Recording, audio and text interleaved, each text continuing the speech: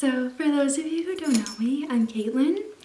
I'm starting to share my astrological wisdom, insights, and lived-in experiences via natal chart readings and tarot. And I'd like to talk about this upcoming full moon in Gemini, which is happening tomorrow, or when you're watching this, probably today. So I follow Western astrology now. I don't follow Vedic astrology unless I'm looking at nakshatras or the lunar mansions or specific stars in the constellations. But when I'm looking at the actual star constellations or the zodiacs, where it's multiple stars put together, I follow Western astrology. This full moon is in Gemini and we are in the season of Sagittarius. I have pulled all of the tarot cards out that are associated with Gemini. I am using the Hermetic Tarot, which is actually not the original Golden Dawn tarot deck, but a version of that. Now I don't use Rider-Waite anymore. I do love Rider-Waite. I think there's wonderful symbolism in that, but unfortunately a lot of the esoteric meanings were wiped out of the cards.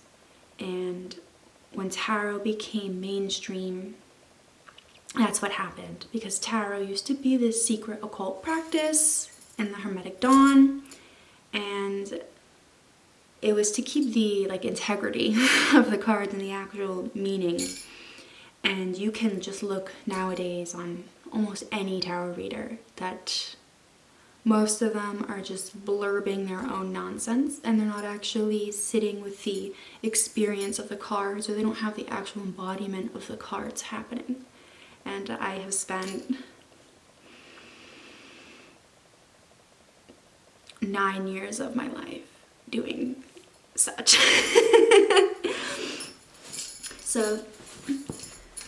So this tarot reading is going to be different, and this whole video is going to be different than anything you have seen before. I can promise you that. First off, I'm going to talk about the negative influences of Gemini. Actually, let's start with positive. Gemini is part of the first generation of the zodiac.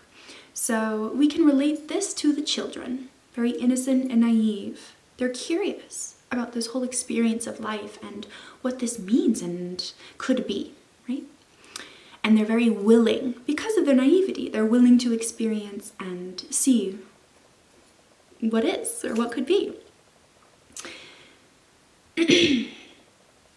When Gemini is not in balance and not in the light or in the dark, in a compulsive state of being rather than in a state of awareness or consciousness, it can come across as neurotic, because there's so much air, there's so much what if this, what about this, that they get entangled and they get caught up in this tornado of mind that can send them off in a devastating direction.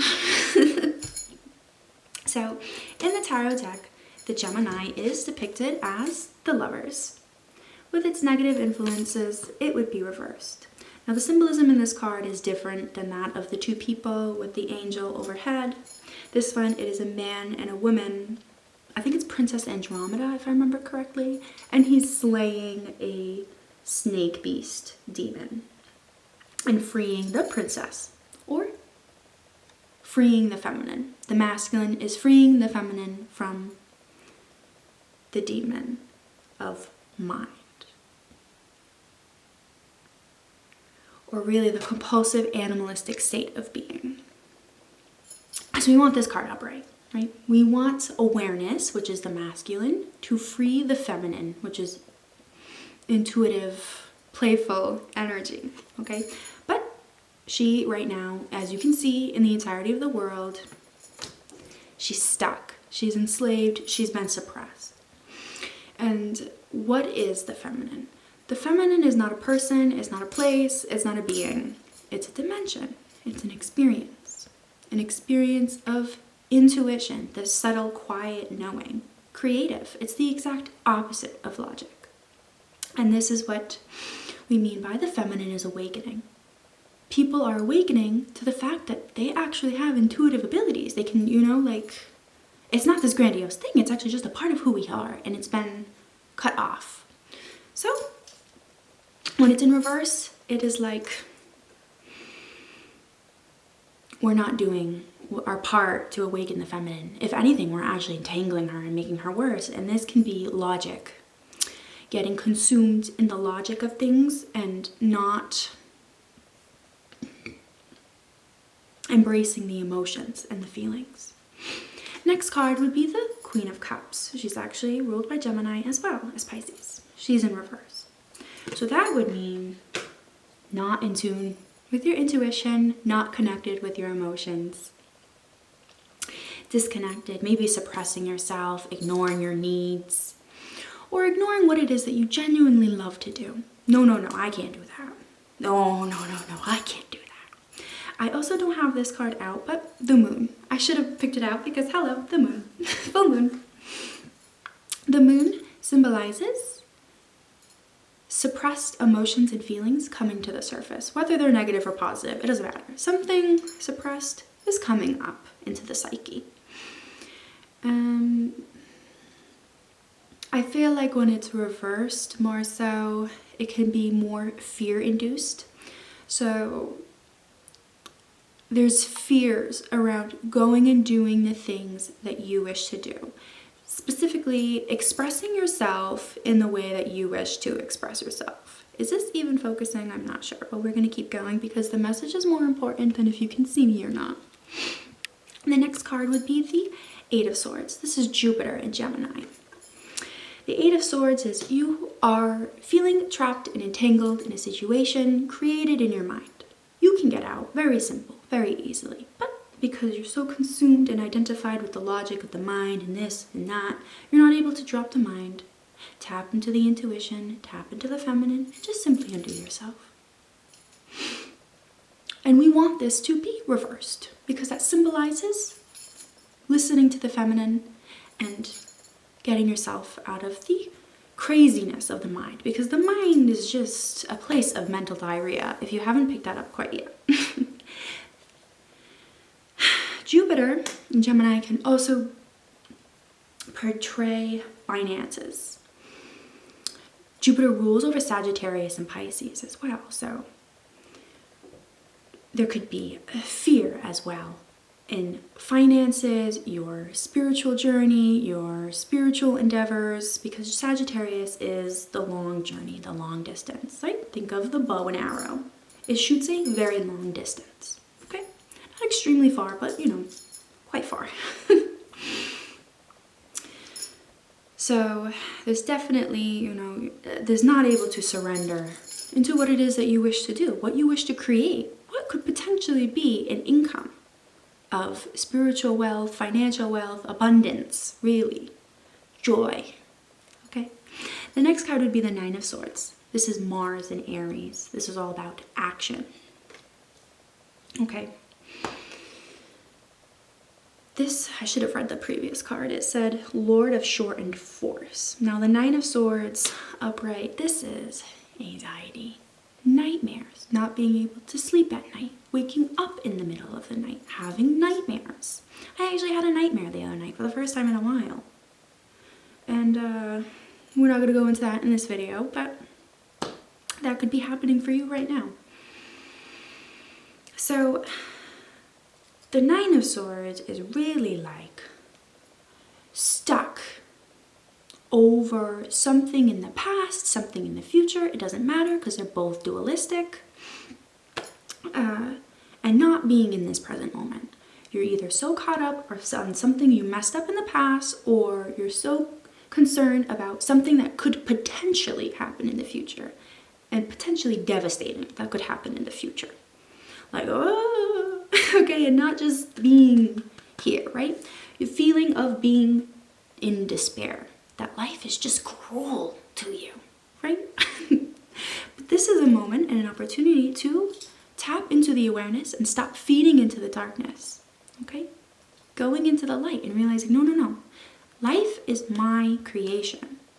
I'm either creating it unconsciously and falling into the compulsiveness state of being, or I can consciously create and choose to be in the light. So with the Mars, it's not really sure where to channel the energy into. Mars and Gemini can act either spontaneously or erratically as well. So it's like very frazzled. The next card would be the Ten of Swords, which is the Sun in Gemini, Lord of Ruin. I think we all know the Ten of Swords and what that means. So Sun in Gemini creates either like brilliantly creative, brilliantly playful, or extremely distracted. Because think of a child. A child is extremely distracted. No, they have a very short attention span. So with the Ten of Swords, something is over, whether you want it to be or not. Or you're really in fear of a painful ending, really. Because the swords is air, it's intellect, logic, your logic has turned against you, really. And when the moon is in Gemini, she's either very nurturing and accommodating or neurotic. So this whole spread is basically displaying neuroticism, is that the word? Okay. The last card would also be the Knight of Swords, and that would be in reverse. When the Knight of Swords in reverse, it's either you're acting too erratically or you're not acting at all. There's no plan. Like, right? Sagittarius needs to have a vision in sight because it's the bow and arrow. It needs to know where it's shooting. If you don't know where you're shooting, you're just aimlessly shooting and you have no idea what you're doing. And that's not going to be very good, is it? Since it is a super full moon, it's basically all this energy times 2. It's very intense. So it is a very big opportunity that is either here or coming soon or maybe past, or something that is happening that you can overcome and integrate a specific feminine dimension. Okay? You can integrate what it is that you're trying to achieve in the long term, because this is Sagittarius. This is what it means. Sagittarius is part of the 3rd generation of the zodiac. The 3rd generation of the zodiac is really all about embodying their lived-in experience and sharing it as wisdom with others. The 1st generation of the zodiac, like Gemini, we can relate that to that of a child. Very innocent, very naive, very playful, very creative, very inquisitive. Is that the word? You know, they're willing to do things, right? Because they don't actually know. Since they're so new and fresh to this experience of life, experiences of anxiety are like new to them. They don't know how to even incorporate that. So think of the experience as a child, right? They're very willing to do anything. But if they get into a situation where they're feeling anxiety or fear or something, they almost like freak out, right? Because they don't know what to do with this feeling that they've never felt before. Okay, so this is where that neuroticism comes from. It's like, what is this new experience? I don't know what to do with this. I don't know what to make a meaning out of this, right? Because this is Gemini, an air sign, intellect, logic. When there's really not necessarily supposed to be a meaning. It's just it's a happening that is surfacing within you from your emotions, from a new experience. And yes, that's scary because new experiences are scary, but this is good because it's an opportunity for you to move through it and embody something that can turn into wisdom that you can share with others. So the full moon in Gemini is basically asking us to keep the logic of the mind to the side. Get creative, get playful, do what it is that truly makes you happy, because everything else is just a waste of your time and energy. Just do the thing that you really love to do, and everything else will fall into place accordingly. Go out for a walk, do something new, break out of your routine, and just settle into this season of rest and hibernation. Right now we are getting close to Yule, which is the winter solstice, which is the darkest time of the year. Everything that we have let go of is now decomposing and fertilizing the soil that is this. So in the springtime, all new seeds and whatnot can bloom. So right now is the time of nurturing this soil. So come the next season, when you're ready to plant seeds, you'll actually bear fruit, like abundant fruit from your caretaking of the land. If you found this video helpful and insightful, I wish to share that I also have a blog called Shakti's Grace on Substack, and I also have a more in-depth written article about this full moon in Gemini, Sagittarius season, and what this means. I know that writing is more of my strong suit than speaking, but you know, they each have their qualities to them. So if you're interested in that, you can go check it out. I'll put the link below in the description. Please comment your experience or maybe your perceptions of what's happening, or a little bit of how you feel that maybe this ties into your experience. I love to hear it.